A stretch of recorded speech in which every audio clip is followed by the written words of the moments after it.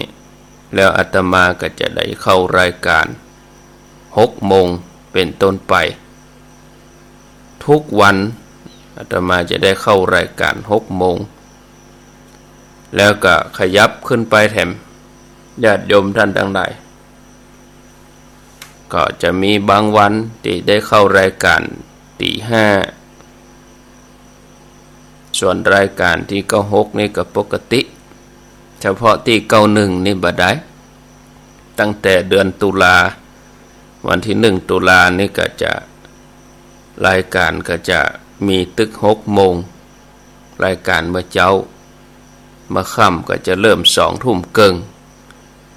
อันนี้ก็แจ้งศรัทธาญาติโยมเฉพาะที่91นี่บ่ได้สถานีอื่นที่อื่นก็ปกติเหมือนเดิมญาติโยมจะไปสับสนญาติโยมจะไปงงจะเตี่ยเฮาฟัง91แล้วเฮาไปในรายการครูบาอาจารย์ตนอื่นนี่เปิ้นก็จัดของเปิ้นปกติยังครูบาอาจารย์ตั้งเจียงไฮ้เวียงเป่าเปิ้นก็จัดของเปิ้นน่ะเปิ้นก็มีรายการปกติในสถานีที่เปิ้นจัดอยู่แต่ถ้าเวลาเขาไปถามเปิ้นบอกว่าตั้งวันที่1นี่จะบ่มีแล้วเนาะเปิ้นก็จะงงอันยังบ่มีสถานีบ่ได้ออกแล้วนะก็เปิ้นก็ออกของเปิ้นปกติที่ปุ้นสถานีแต่ที่ของเฮานี่บ่ได้91เฉพาะ91บ่ได้ที่อื่นปกติอันนี้คือเข้าใจตามนี้เนาะมาปะกันแล้วบ่ให้ได้ขาดแคลวเสียเวลาศรัทธาญาติโยมท่านทั้งหลายตอนนี้ไปก็จะได้นำเสนอเรื่องราวของพระศรีวลีพระอรหันตสาวกเอตทัคคะองค์ที่60นะศรัทธาญาติโยมท่านทั้งหลายอรหันตสาวกอสิติมหาสาวกองค์ที่60พระศรีวลีเถระเรื่องราวคราวที่แล้วได้นำเสนอถึงตอนที่บุพกรรมเป็นจะได้พระศรีวลีอยู่ในท้องแม่ถึง7 ปี7 เดือนก็เนื่องจากว่าในอดีตเปิ้นเป็นพญาเจ้าเมืองแล้วก็ไปล้อมเมืองของศัตรูแล้วก็พระศรีวลีนี่เปิ้นก็เปิดช่องไว้ให้คนเอาเข้าเอาน้ำแม่ก็เลยบอกว่าให้ปิดเถียแหม7 วันก็เลยปิดประตูหั่นก็เลยได้อยู่ในท้องแม่ก็ทรมานแหม7 วันอันนี้ความเดิมตอนที่แล้ววันนี้จะได้นำเสนอเรื่องราวต่อเนื่องตอนที่พระนางสุปวาสาคลอดง่ายคลอดโอรสคือเกิดง่ายโดยอานุภาพของพระพุทธเจ้าพระองค์ได้แสดงพุทธดำรัสได้ตรัสกับพระนางสุปวาสาพระสวามีของพระนางก็รับพุทธดำรัสแล้วทรงชื่นชมยินดีในภาษิตของพระพุทธเจ้าเสร็จแล้วก็เสด็จลุกจากที่ประทับถวายบังคมทำการประทักษิณแล้วก็กลับพระนครเมื่อไปถึงแล้วหันว่าพระนางสุปวาสาทรงมีความสุขหาโรคบ่ได้เมื่อประสูติพระโอรสแล้วก็ทรงดำริว่าน่าอัศจรรย์แต่หนอบ่เคยมีมาตถาคตมีฤทธิ์มีอานุภาพบัดนี้พระนางสุปวาสามีความสุขประสูติพระโอรสผู้หาโรคบ่ได้ทรงปราบปลื้มใจเบิกบานใจมีปิติโสมนัสพระนางสุปวาสาทูลขอให้พระสวามีเสด็จไปเข้าเฝ้าพระพุทธเจ้าทรงทราบว่าบัดนี้พระนางประสูติพระโอรสแล้วก็ทูลนิมนต์พระพุทธเจ้าพระสงฆ์คือมารับภัตตาหารในพระราชนิเวศตลอดเวลา7 วันพระสวามีก็ได้เสด็จไปเข้าเฝ้าพระพุทธเจ้ากราบทูลตามคำขอของพระนางสุปวาสาพ ราะเหตุที่ทารกนั้นคลอดยากคลอดได้ยากแต่เมื่อคลอดแล้วก็ทำใจของคนหมู่ญาติทั้งหลายเนี่ยที่กำลังเล่าร้อนฮือดับเย็นหมู่ญาติทั้งหลายก็เลยตั้งชื่อทารกนั้นว่าสีวลีวันนั้นอุบาสกคนหนึ่งผู้เป็นผู้อุปถากของพระโมคคัลลานะได้นิมนต์พระสงฆ์และพุทธองค์ไปฉันในวันรุ่งขึ้นพุทธเจ้าได้ตรัสห้องพระโมคคัลลานะว่าโมคคัลลานะเธอจงไปหาอุบาสกนั้นแล้วบอกเขาว่าท่านผู้มีอายุพระนางสุปาวาสากุลยธิดาทรงครรภ์ยาวนานถึง7 ปี 7 วันบัดนี้พระนางทรงมีความสุขแล้วก็ได้ประสูติพระโอรสแล้วได้นิมนต์พระสงฆ์มีพุทธองค์เป็นประธานมาฉันภัตตาหารเป็นเวลา7 วันพระนางจักถวายภัตตาหารตลอดระยะเวลา7 วันการรับนิมนต์ของท่านเพื่อทำภายหลังจากนี้หมายถึงว่าพระพุทธเจ้าบอกคือกับพระโมคคัลลานะว่าจิตนิมนต์อย่างอื่นเนี่ยยังบ่ต้องรับเน้อ7 วันตั้งนี้ไปเพื่อรับแต่กิจนิมนต์ที่พระนางได้นิมนต์ไว้บ่ต้องเอากิจนิมนต์อย่างอื่นมาแทรกไปบอกให้พอออกคนนั่นเหียที่เปิ้นจะนิมนต์ไปคือเอาคิวต่ออีกนะเอาคิวต่อไปหมายถึงความหมายง่ายๆพระโมคคัลลานะก็รับพุทธดำรัสแล้วก็ไปหาอุบาสกคนนั้นแล้วก็บอกตามที่พุทธเจ้าได้ตรัสสั่งไว้อุบาสกนั้นก็บอกว่าได้อยู่เป็นหยังท่านผู้เจริญถ้ามหาโมคคัลลานะพร้อมกับพุทธเจ้ารับประกันธรรม3 อย่างนี้ก็ได้บอกคือศรัทธาญาติโยมไปแล้วว่าทำ3 อย่างนั้นคือหยังบางท่านอาจจะลืมไปอันนี้เป็นการเท้าความว่าขอให้รับประกัน3 อย่างนี้ให้ผมกำรับประกันอันหยังพ่องปออก1โภคสมบัติ2ชีวิต3ศรัทธาถ้ารับประกัน3 อย่างนี้ได้ก็ให้นางสุปาวาสาได้นิมนต์ไว้ถึง7 วันเลยผมก็จะหลีกให้โมคคัลลานะก็ว่าโอ้ปออกอุบาสกอาตมารับประกันเพียง2 อย่างต่ออันเนอโภคสมบัติกับชีวิตของท่านเนี่ยจะอยู่ได้แต่อาตมาบ่รับประกันว่าศรัทธาเนี่ยจะตั้งอยู่ได้ก่ออุบาสกคนนั้นก็บอกว่าข้าแด่ท่านผู้เจริญถ้าว่ามหาโมคคัลลานะรับประกันอย่างอี้แล้วผมก็จะหลีกคือนางสุปาวาสาเพื่อได้ถวายภัตตาหารตลอด7 วันท่านโมคคัลลานะก็เมื่ออุบาสกนั้นได้ยินยอมแล้วก็ได้กราบรายงานเฝ้าทูลรายงานพระพุทธเจ้าศรัทธาญาติโยมทั้งหลายมาถึงตอนนี้ว่าโอ้คนเฮานี่ศรัทธามันมีสั่นไหวเนาะปีนี้ศรัทธาปีแนมศรัทธามันแบบมั่นคงบางทีก็มั่นคงบางทีก็บ่มั่นคง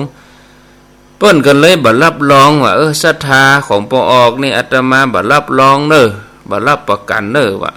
จะมั่นคงอย่างใดบางทีอาจเลย7 วันแล้วอาจจะบ่ตานก็ได้คนเฮาบางทีเมื่อมีศรัทธารีบทำนะเมื่อเฮามีศรัทธาเฮาอยากทำอันหยังญาติโยมเอาทำตอนเกิดศรัทธาตอนเฮามีใจที่จะเนี่ย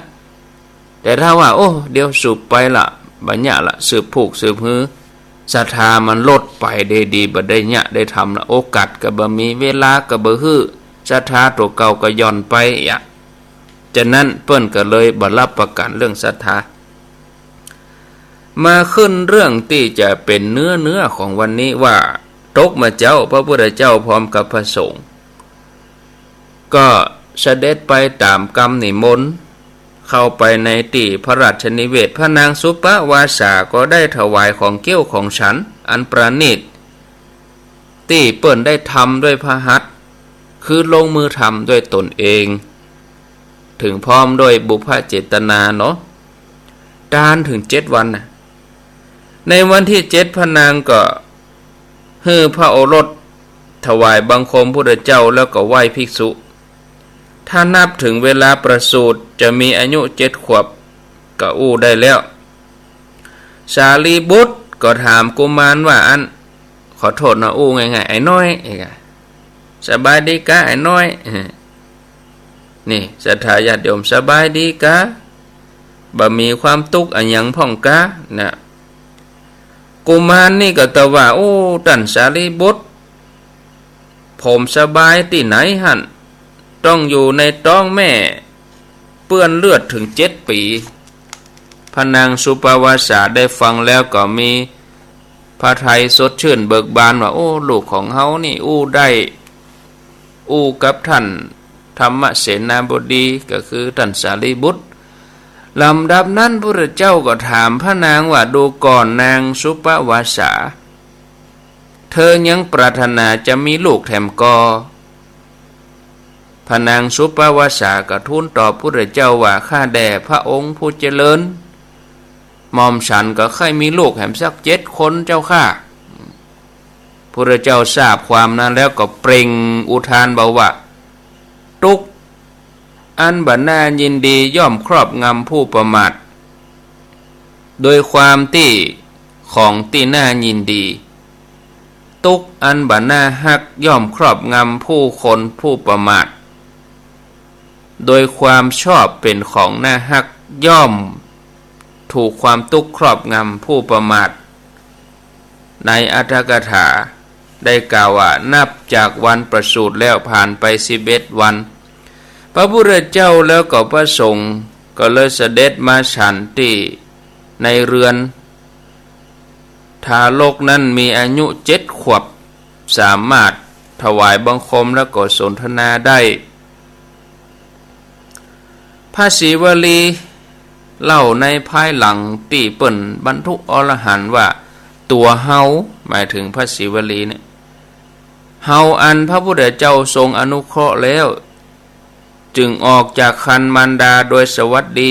เฮาได้ออกบวชเป็นบรรพชิตในวันที่เฮาคลอดออกมานั่นเองพระสารีบุตรเถระเป็นอุปชัญญะของเฮาโมคคัลลานะเป็นผู้ที่โปร่งผมแล้วก็ฮืออนุศาสตร์คือพร่ำสอน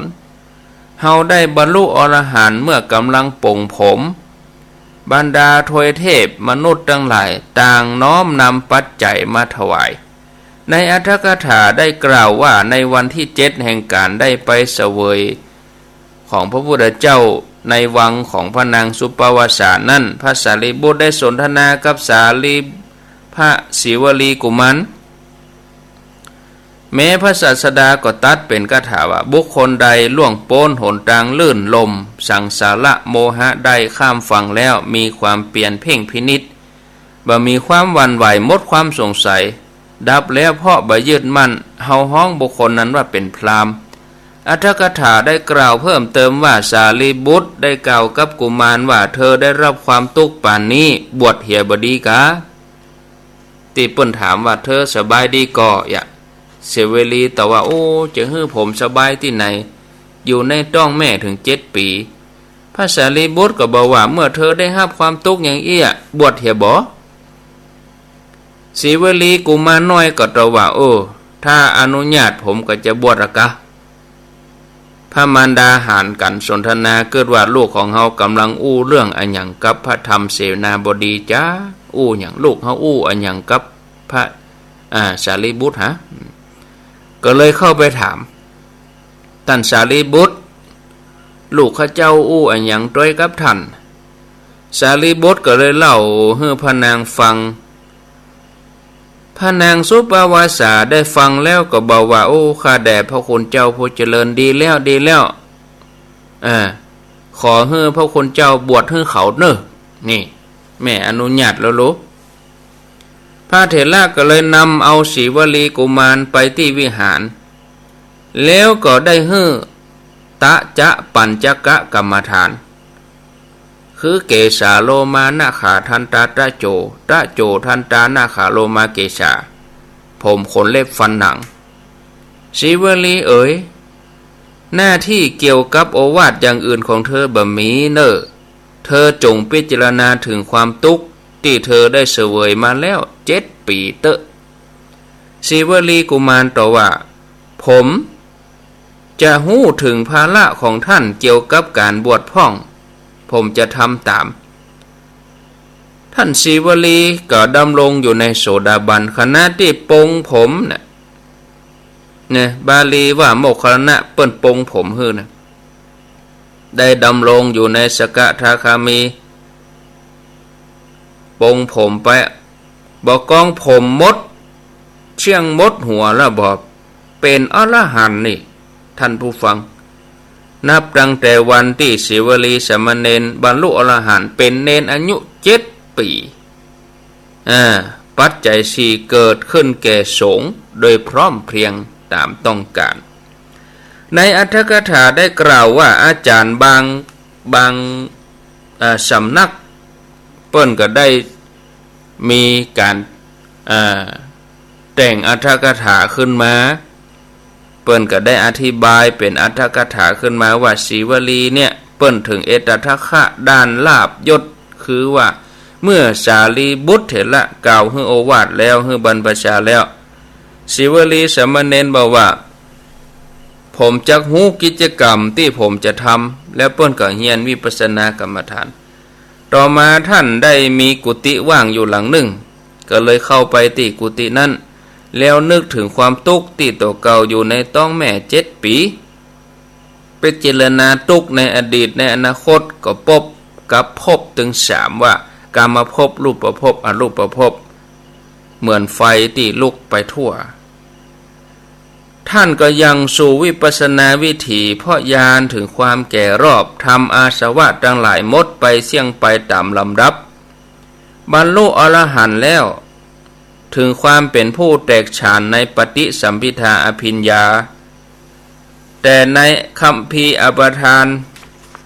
ยังได้กล่าวเพิ่มเติมแถมว่าตัวท่านศิวลีเนี่ย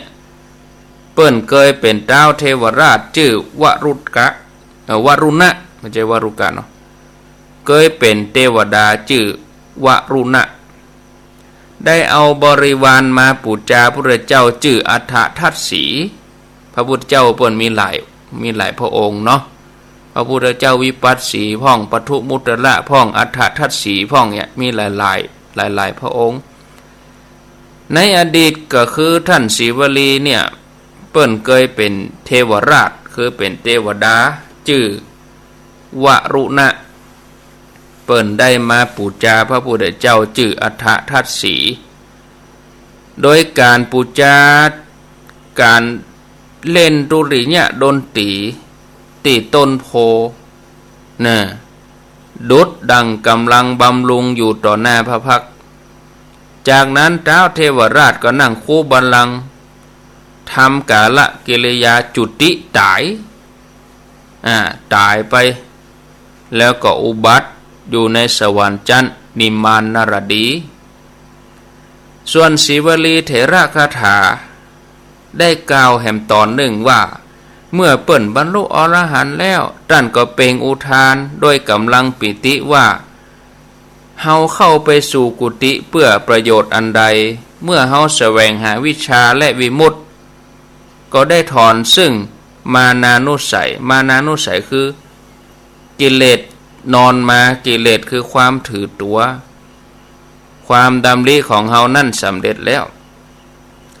ต่อมาพระเจ้าเสด็จไปเปิ้นอนุญาตทดลองบุญว่าจะมีบุญอย่างใดแต่ก็อีนะพระเจ้าก็เสด็จไปที่กรุงสาวัตถี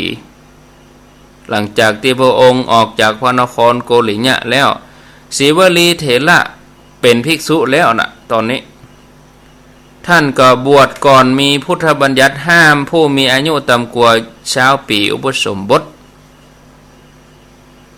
เปิ้นได้ถวายบังคมแล้วกราบทูลว่าข้าแด่พระองค์ผู้เจริญข้าพระองค์จะขอทดลองบุญของข้าพระองค์ขอโปรดประทานภิกษุ500 รูปแก่ข้าพระองค์พระเจ้าก็อนุญาตพระศิวลีนำภิกษุ500 รูปมุ่งหน้าเข้าไปที่หิมวันตะประเทศไปถึงหนกลางปากดง ซึ่งที่นั่นมีเทวดาสิงสถิตอยู่ที่ต้นไทรพระศรีวลีหันแล้วเทวดานิมนต์เพื่อจะถวายทานตลอด7 วันพระศรีวลีก็เลยกล่าวว่าหันครั้งแรกที่ต้นนิโครธหันครั้งที่สองที่เขาปันดวะครั้งที่3ที่แม่น้ำอจิรวดีครั้งที่4ที่ทะเลครั้งที่5ที่ป่าหิมวันครั้งที่6ที่สะชัดทันครั้งที่7ที่ดอยคันธมาศครั้งที่8ขณะที่ไปที่อยู่ของเรวตะไปกูตี้ที่ท่านนำภิกษุไป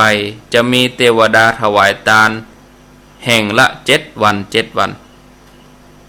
ก็ที่ภูเขาคันธมาศนั้นมีเท้าเทวราชชื่ออนาคทัตได้ถวายบิณฑบาตเจือด้วยน้ำนมวันหนึ่งถวายบิณฑบาตเจือด้วยเนยใสสลับกันไป7 วันอย่างเงี้ยภิกษุถามว่าท่านผู้มีอายุแม่โคเป็นโคนมของเจ้าเทวราชนี้บ่ปรากฏเลยการขั้นเนยใสก็บ่มีพระเถระก็เลยถามเทวราชว่า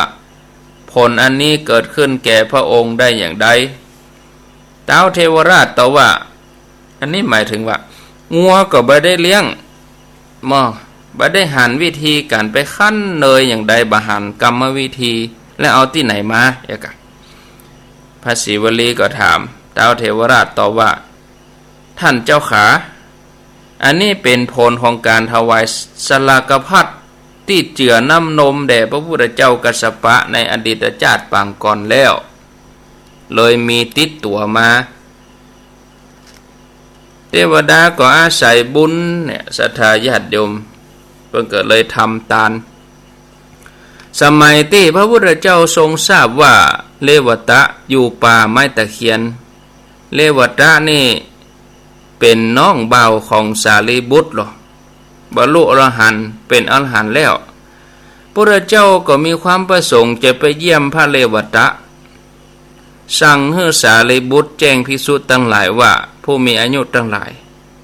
พระศาสดามีความประสงค์จะจาริกไปเยี่ยมพระเลวตะที่อยู่ป่าหากพวกท่านต้องการจะตรวยตามก็มาตรวยเลยจะตามเสด็จก็มาครั้งนั้นภิกษุต้องการจะไปตัวพระพุทธเจ้านักเพราะต่างต้องการหันพุทธะพระพุทธเจ้าต้องการจะได้ฟังธรรมเมื่อไปถึงทางแห่งหนึ่งเป็นทาง2 แพร่งท่านอานนท์กราบทูลว่าข้าแต่พระองค์ผู้เจริญอันนี้เจอทางแยกแล้วเขาจะปากันไปทางใดจะซ้ายก็ว่าจะขวาพระพุทธเจ้าถามอานนท์หนทางไหนเป็นหนทางตรงอานนท์ก็ทูลว่าข้าแด่พระองค์เจริญหนทางตรงมีระยะไกลถึงประมาณ30 โยชน์เป็นที่อยู่ของหมู่มนุษย์ส่วนทางอ้อมปลอดภัยดีแต่ระยะไกล60 โยชน์ไกลไปแห่มเต้าหนึ่งทางเส้นนี้อาหารหาง่ายพระเจ้าค่ะสัพพัญญะดีพระเจ้าก็ถามอานนท์ศรีวลีมาตัวก่อพระอานนท์ว่ามาตัวพระเจ้าค่ะมั่นใจพระเจ้าว่าโอ้ถ้าอย่างอันเฮาไปทาง30 โยชน์เนี่ยอานนท์ก็จะไปกั้นไปอยากนะพระองค์แล้วก็เป็นที่อยู่ของมนุษย์นะบ่มีบ้านคนนะทางเส้นนี้ถึงแม้จะใกล้แต่มันบัดสมบูรณ์นะไปทางเส้นปูนเนี่ยถึงแม้มันจะไกลแต่ว่าอาหารก็หาง่ายปะบ้านคนศิวลีมาตัวก่อมาไปตังเพดีกว่าที่มันกั้นมันอยากเนี่ยหรอจะทดลองบุญของศิวลีนะจากนั้นพระองค์ก็พาพระสงฆ์เสด็จตามทางระยะ30 โยชน์หมู่เทวดาช่วยกันเนรมิตแปลงที่พักระยะแต่ละโยชน์จากโยชน์16 กิโลกับแปลงที่พัก16 กิโลกับแปลงที่พักนะเทวดากับบริการดูแลปรนนิบัติ หมู่เทวดาถือเข้ายาคูถือของเขี้ยวอย่างนี้เป็นต้นเข้ามาถามว่าศิวลีมีไหนนะศิวลีมีไหนเนี่ยถามแล้วก็เอาของหมู่นั้นมาตานให้พระศิวลีพระศิวลีฮับแล้วก็แจกจ่ายนำไปถวายพระพุทธเจ้าพร้อมกับแจกจ่ายพระสงฆ์พระพุทธเจ้าเสด็จไปวันละ1 โยชน์หมู่เทวดาก็ถวายสักการะแก่ศิวลีอย่างอี้เรื่อยจนครบ30 วัน30 โยชน์ก็ไปถึงที่อยู่ของพระเรวตะถึงความเป็นเอตทัคคะต่อมาพระพุทธเจ้ายกย่องพระศิวลีว่าภิกษุทั้งหลายพระศิวลีนี่เลิศกว่าภิกษุสาวกของเฮาผู้มีลาภมากลาภมากก็คือได้รับปัจจัย4นักพระศิวลีกล่าวเหตุที่ได้รับการยกย่องว่าพ่อเศษแห่งกรรมที่เฮาเป็นผู้เบิกบานปูจาผู้นำพิเศษนามว่าปทุมุตระคือได้ปูจาพระพุทธเจ้าปทุมุตระแล้วก็พระพุทธเจ้าวิปัสสีโดยปัจจัยทั้งหมดเป็นพิเศษเฮาถึงได้ลาภอันอุดมสมบูรณ์ไปทุกหนทุกแห่งบอกว่าในป่าในบ้านในน้ำในบกในคราวที่พระผู้มีพระภาคเจ้าเป็นผู้นำเอกของโลกพร้อมโดยพระสงฆ์ทั้งหลาย30,000 รูปเสด็จไปเยี่ยมพระเรวตะพระพุทธเจ้ามีปรีชาใหญ่มีความเพียรมากเป็นผู้นำพร้อมกับพระสงฆ์อันได้เฮาบำรุงปัจจัย4ที่เทวดานำมาถวายกลับจากการเยี่ยมเรวตะมาถึงวัดพระเจตวันแล้วพระองค์ก็เลยแต่งตั้งตัวเฮาได้รับตำแหน่งเอตทัคคะเนี่ยจบพอดีวันศุกร์ปุ่นก่อนวันศุกร์ที่27ปุ่นก่อนจะมาขึ้นแถมจะมาขึ้นองค์ที่61แต่วันพวกนี้จะเป็นพระเจ้า500 จัดวันพวกเป็นพระเจ้า500 จัดวันพวกนี้เป็นวันพัดแล้วเรื่องราวของอสิติมหาสาวกองค์ที่61นี่ชื่อว่าพระนาคิตะเถระเอตทัคคะด้านผู้มีศรัทธามัทุปินทิกะเตศนาเรื่องราวเป็นยังไงก็ก้อยฟังกันไปตามลำดับนะต่อไปก็พอเวลาแล้วก็พอดีมีรายชื่อเนาะที่เปิ้นหอมการน้ำกับไฟแล้วก็อันลุงหนานเปิ้นเอาฝากไว้หลายวันแล้วก็บ่ได้อ่านเนาะเปิ้นเอาฝากไว้นี่หลายวันแล้วเอาจะมาอ่านให้ฟังเหตุกรรมก่อนแม่จันเรือนสายบ้านเวียงตะการตานฮืออุทิศบุญกุศลตานฮือนายสมทบประมูลตาทิศนายสมทบตาทิศทำบุญนี่บ้านสันหาวแต่แม่จันนี่อยู่เวียงตะการตานฮือประมูลนายสมทบตาทิศจำนวน300 บาทขออนุโมทนาต่อไปก็มีนายสุวัฒน์นางละเอียดว่าที่100 ตรีหญิงสุวดีคนทนบ้านเหล่าป่วยการน้ำกับไฟ200 บาทปอโตแม่บัวจันอินทวงศ์พุทธนิมิตร100 บาทแม่แดงอัมพรบุญมาปะ50 บาทบ้านแต่นดอกไม้แม่แดงอัมพรการน้ำกับไฟ50 บาทนางสาวสิสนัทบุญมาปะนายธีรวัตรบุญมาปะนางสาวทิตินัทเด็กหญิงโยสิตาพรเด็กชายต้นข้าวร่วมทำบุญมา100 บาทแม่คำมูลบ้านแต่นดอกไม้50 บาทแม่แดงอัมพรตานไหวไปหน้าแถม50 บาทนายอย่างนี้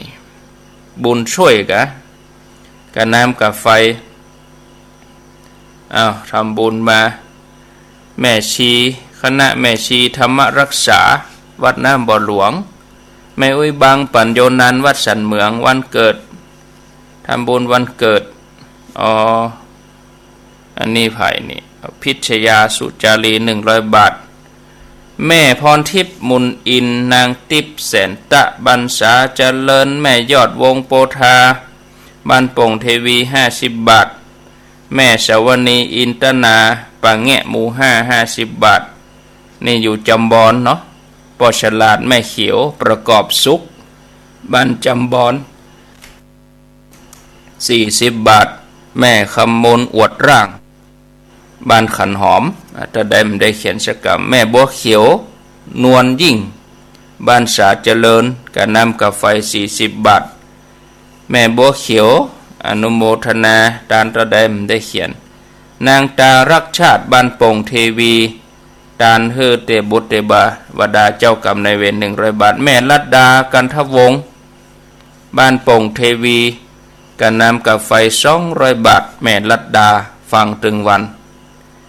แม่จันคำศรีวิชัยวงศ์100 บาทนางสุขวงกันทะบ้านประจัน40 บาทแม่นางดวงสุวรรณบ้านประจัน100 บาทป่อบุญธรรมแม่รัตนาสังคำฟันบ้านโป่งหนองกะน้ำกับไฟ100 บาทแม่บัวเขียวนวลยิ่งบ้านสาเจริญบัวพัดไอพิงป่ายางหิมปิง100 บาทแล้วก็มีพงลัดดาสมพิงปัญญังหิมปิงแถม100 บาทแม่บัวจันเรือนคำสันปะตองหลวงยุวา100 บาทแม่จันดีคำมูลสันปะตองหลวง100 บาทพ่อครูอุทัยแม่ครูแสงจันพรมสันปะตองหลวง100 บาทยายม้วนแดงจาทำบุญตานหาป่ออย่างโฮเนอร์นี่นะมโนเทพเนี่ยป้านินชัยยาสอตอเนี่ยเขียนย่อพระไผ่จะไปหู้เนาะสอตอไอ้บ้านอย่างบ้านอะไรยังบ้านสอตอสอจุดตอจุดจะไปเขียนย่อก็เอาเต็มก็เขาก็บ่ฮู้กับเปิ้นเนาะเปิ้นก็เข้าใจของเปิ้นนะสอตอสันปะตองเนี่ย ท่องอยู่นางศรีนวลเรือนคำสันปะตอง100 บาทแม่บัวแก้วปัญญาเจ้ากรรมนายเวรสรรพสัตว์ทั้งหลายแม่ทรงศรีน้อยเรือนนี่ทำบุญให้กับญาติทั้งหลายเทบุตรเทวดาเจ้ากรรมนายเวรเนาะนายสมพลสุพลกะนายสุพลนางจำลองอินตะแก้วบ้านสันปะตองยุวา200 บาทโมทนาน้องอีคิวอีคิวฟังถึงวันเนี่ยอีคิวนี่พระครูทวัชชัยแม่รัตดามณีรัตน์100 บาทแล้วก็ท่านพระครูอภินันท์เขมคุณหรือว่าตุลุงสมบูรณ์วัดสันปะตองหลวงกำกะน้ำกะไฟกะอินเทอร์เน็ตกะอย่างต่างๆเน้อวะ300 บาทไว้ซาครับขอบพระคุณตัวเอาฮับปอนสัพพิติโยวิวัชชันตุสัพพะโลโกวินาศสันตุมาเตภวัตวันตรายโยสุขีทีคายุโกภวะอภิวาทานะสีลิสะนิจจังวุธาปจายโนจัตตาโลธรรมาวัฏันติอายุวันโนสุขังปะลังเอาละเด้อ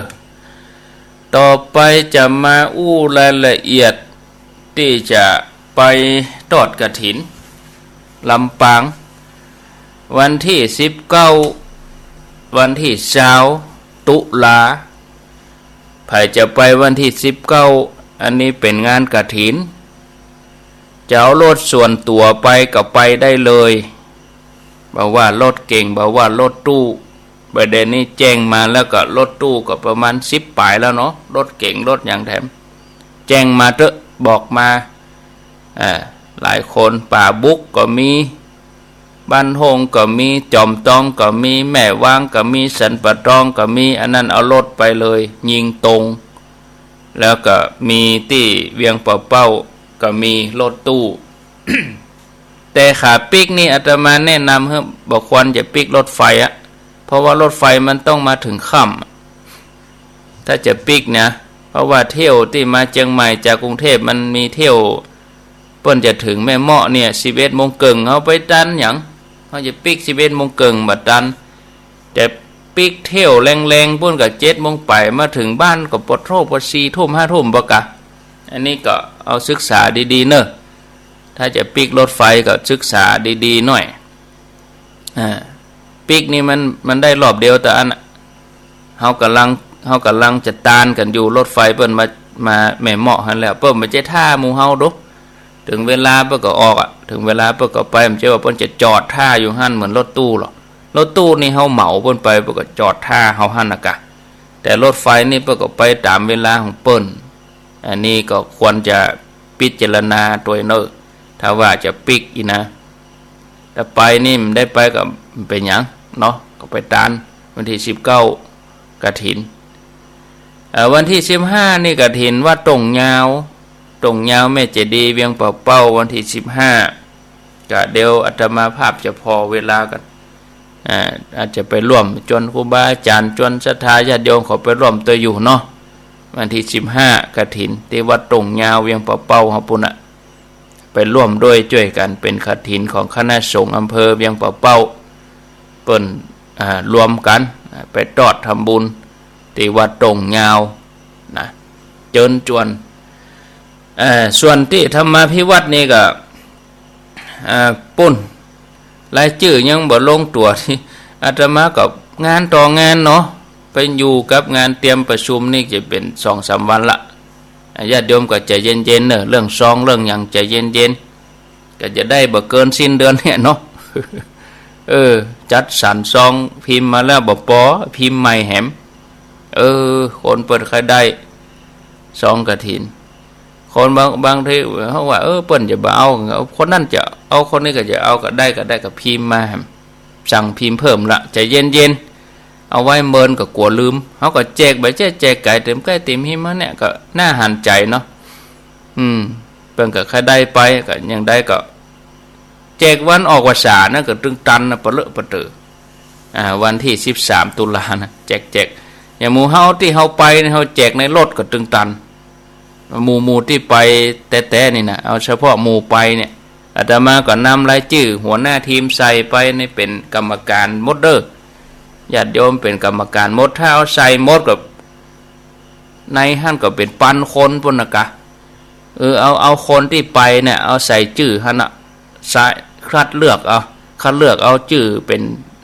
ทีมไหนคณะไหน2 คน 3 คนเอกะรถตู้กันไหนก็เอาชื่อใส่2 คน 3 คนเอกะเพราะว่าชื่อนี่มีนี่แล้วรู้ชื่อคือศรัทธาเอามาส่งเฮือแล้วเหรออันนี้เป็นกรรมการรถตู้กันไหนก็คัดเอามา2 คนเนี่ยแกนนำเป็นกรรมการกฐินเนี่ยทีนี้เอาไปเฮาก็ในรถเฮาก็แจกกันไปอาตมาก็อย่าไปแจกที่รถไฟปุ่นเลยแจกก็ใส่ชื่อเขียนไปในรถไฟแล้วก็ปราบปลื้มจบใส่เก้าใส่หัวยกใส่เก้าใส่หัวเขียนซองเขียนหยังอย่าเอาซองกฐินไปตัวที่สถานีบอกกองเข้าแถวขึ้นรถไฟก็แจกซองชื่อเฮามีหั่นรู้เฮาถึงไปตานกฐิน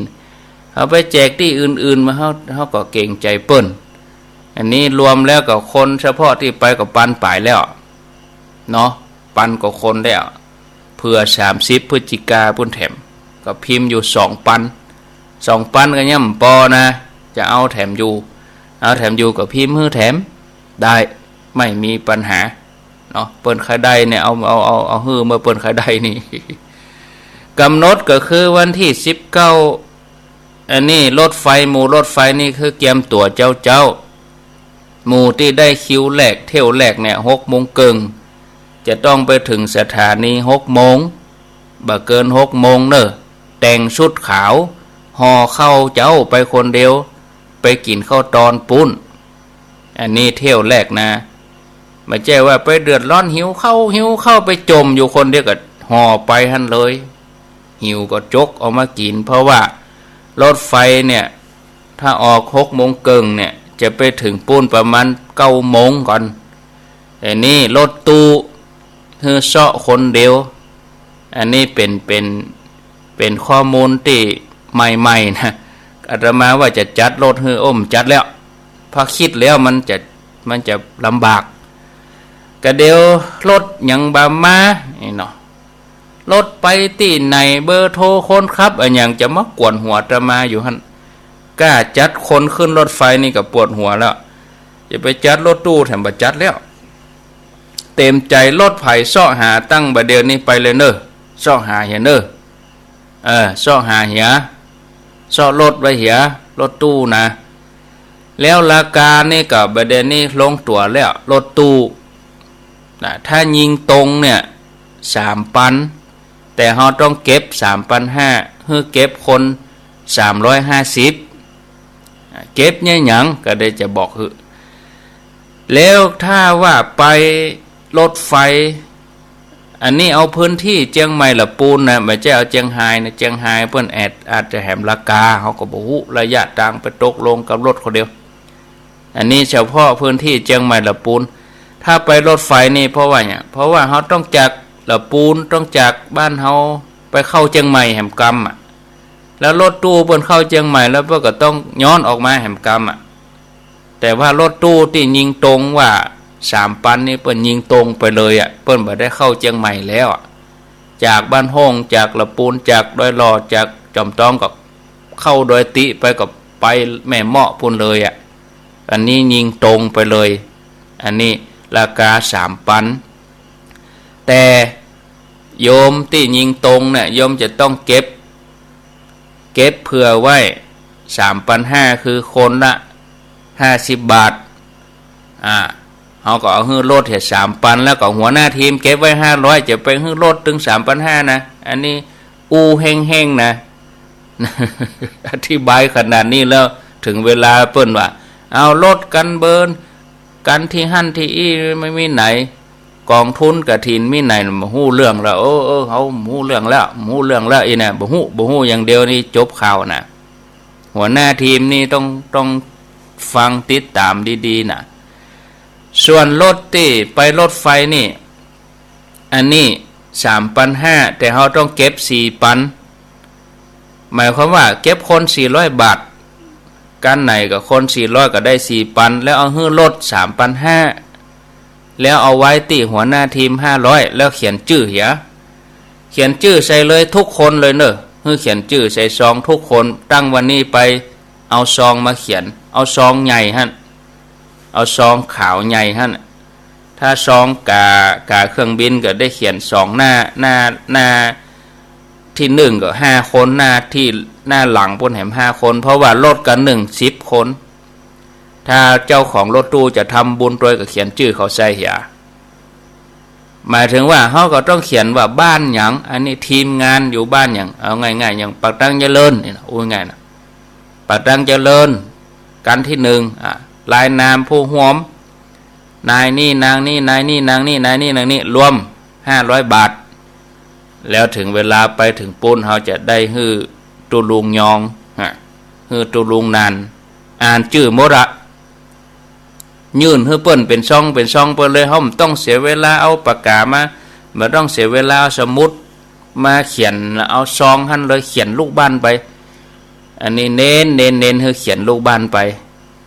วันที่20ก็ยังเดียวกันเนี่ยวันที่30ก็ยังเดียวกันเนี่ยเด้อตั้งวันนี้ไปฮื้อนึกหน้าลูกน้องไว้เหียลูกทีมเฮาเป็นไผพ้องเขียนชื่อใส่ซองนายนี่แล้วทีนี้ก็ไปแจ้งบอกคือเขาว่าเฮาขึ้นรถไฟเฮาต้องเก็บคนละ400แล้วเอาฮื้อรถ3,500แล้วเฮาก็เอาใส่ซองนั้น500อันนี้เป็นกองกลางกฐินอันนี้เป็นค่าอาหารของเปิ้นต้องเลี้ยงคน2 วันญาติโยมจะไปว่าเอาหอมหั่นแล้วเด้อหอมกับส่วนหอมกะอันนี้ เพิ่นเลี้ยงเฮาเปิ้นกล้าต้อนรับศรัทธาเปิ้นบ่ใช่มีนักญาติโยมลองคิดเนาะอันนี้เป็นค่าอาหารอันนี้เอาเข้าวัดไปเลยส่วนยอดกฐินนี่ก็ขอร่วมกันคนละ100 บาทอันนี้ขอความร่วมมือเนาะบ่ได้มันก็ตามเจตนามันก็เศร้านั่นเนาะเช้าแล้วมันได้จะแล้วราคาไม่ได้จะได้มุงเน้นก็จะอยู่ห้องครัวอย่างเก่าเฮาไปก็ไปมีความหมายอย่างถ้าเช้าคนไปเป็นปันได้ยอดกฐิน30,000อาตมาบางท่านก็ว่าแล้วแต่เพื่อนจะหอมกะไปบังคับกันอย่างเอาก็ถูกกาลดถึง400เฮายังยอมกาลด300เฮายังยอม อันนี้ขอยอดกฐินเขาก็เอานะเขียนส่วนตัวเนอะเขียนซองไผ่ซองมันไว้ใจซองส่วนรวมนะทีนี้ก็เอาหนังยืดทัดเถียในรถเฮาก็จะมีซองอยู่11ซองคนซองนี่ร้อยก็คือซองกฐินที่แจกไปฮื้อนะเอาซองกฐินนะใส่เขียนชื่อเฮานายนี่นางนี่อันนี้คือร้อยอันนี้คือเอาใส่ในซองกฐินส่วนกองกลางก็จะเป็นว่าซองกฐินเขาจะมีอยู่10ซองแล้วก็ซองกองกลางแถมอันนี้เป็นกาอาหารทีนี้ก็เอาหนังยืดฮัดไว้ว่าถึงเวลาก็มายื่นจะไปเอาเป็นบ่หอยน้อยจ้าอาตมาว่าตอนอู้นี่ก็เหมือนญาติโยมเขาเข้าใจดีนะแต่ตอนปฏิบัติจริงๆยื่นกาสตางค์ก็มีลืมเอาซองมาทัน บอกให้เป็นเดือนลืมเอาซองมา ลืมเขียนชื่อก็บอกแล้วก็เขียนไว้เหกาตั้งเดี๋ยวนี้ไปเฮาก็มีเวลาอยู่หรอเนาะเอาอย่างเงี้ยเข้าใจกันตามนี้เนอะญาติโยมพอเวลาแล้ว ข้างแถม3 นาทีตั้งเดือนหน้าปุ่นก่อนก็ทยอยเอาชื่อมาอ่านแต่ที่จริงญาติโยมก็ตึงหัวบาอ่านก็ตึงหัวไผ่ได้ไปโยมขอตึงหัวเราลดไฟแต่ก็ต้องย้ำหำกำเที่ยวแรกเป็นไผ่เที่ยว2เป็นไผ่เดี๋ยวนี้ลดไฟก็เรียบร้อยหมดแล้วเกียมตัวไปอย่างเดียวแต่งชุดขาวแล้วก็เที่ยว6 โมงเกิงผ่านไปเที่ยว9 โมงเกิงเที่ยว9 โมงเกิงนี่คือเที่ยวที่2หมู่ที่จะไปวันที่19เที่ยว9 โมงเกิงนี่ต้องห่อเข้าไปคนเดียวโดยเขาอย่าไปเติกเข้าตอน